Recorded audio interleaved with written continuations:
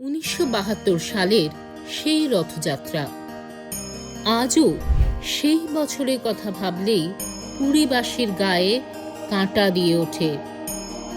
সেবার নাকি রথযাত্রার দিন এক বিরলতম ঘটনা ঘটে, যা হয়তো এই প্রজন্মের কেউ জানেনই না, অথবা জানেন।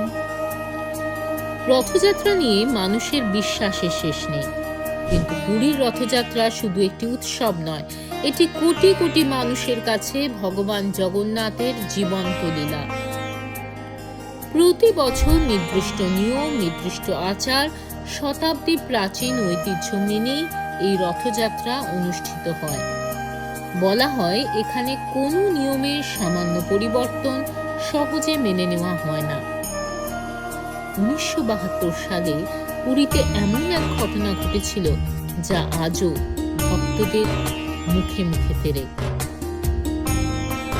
সেদিন ছিল রথযাত্রা। চারিদিকে উপচে পড়া ভিড়। জয় জগন্নাথ ধ্বনিতে মুখরিত হয়ে উঠেছিল গোটা পুরী। যথারীতি প্রথমে বলরাম ও সুভদ্রার বিগ্রহ রথে প্রতিষ্ঠা করা হয়। এরপর এলো সবচেয়ে গুরুত্বপূর্ণ মুহূর্ত, শ্রী জগন্নাথ দেবকে রথে তোলার পালা।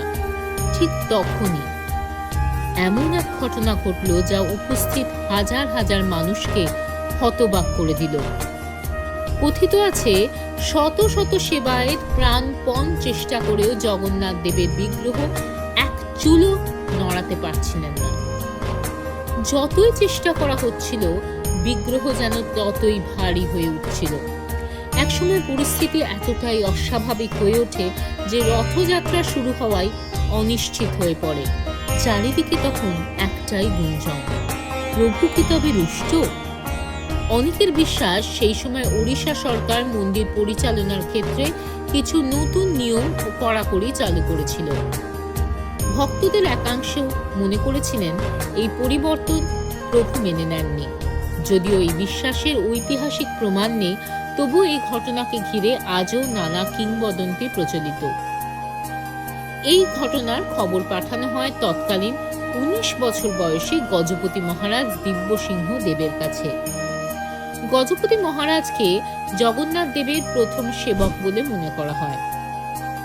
খবর পেয়েই তিনি খালি পায়ে ছুটে আসেন মন্দিরে। সবার সামনে ভগবানের চরণে মাথা নত করেন, চোখে জল নিয়ে প্রার্থনা করেন, প্রভু, যদি আমাদের কোনো ভুল হয়ে থাকে আমাদের ক্ষমা করুন। আপনার কৃপা ছাড়া এই রথযাত্রা সম্পূর্ণ হতেই পারে না। তারপর ঘটল সেই মুহূর্ত, যা আজও অলৌকিক বলে মনে করা হয়।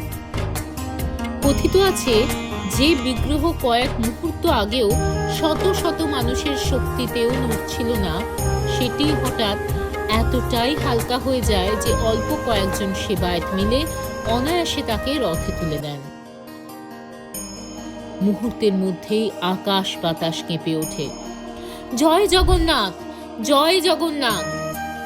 হাজার হাজার মানুষের চোখে তখন আনন্দের জল। অনেকেই বিশ্বাস করেন, সেদিন মহাপ্রভু বুঝিয়ে দিয়েছিলেন, ক্ষমতা বা নিয়ম নয়, তার কাছে সবচেয়ে বড় হলো ভক্তি, বিনয়, আন্তরিকতা। আরো একটি আশ্চর্যের বিষয় হলো, এই একই বছরে, এই 1972 সালে কলকাতায় ইসকনের উদ্যোগে প্রথম রথযাত্রার সূচনা হয়। সেদিন কি সত্যি জগন্নাথ দেব নিজের ইচ্ছে রথে উঠতে অস্বীকার করেছিলেন, নাকি এটি এমন এক রহস্য যার উত্তর কেবল মহাপ্রভুই জানেন? আপনার কি মনে হয়? আমাদের কমেন্টে জানান, আর লিখুন জয় জগন্নাথ। এরকম প্রতিবেদন ভালো লাগলে অবশ্যই আমাদের চ্যানেলটি সাবস্ক্রাইব করতে আর ফলো করতে ভুলবেন না।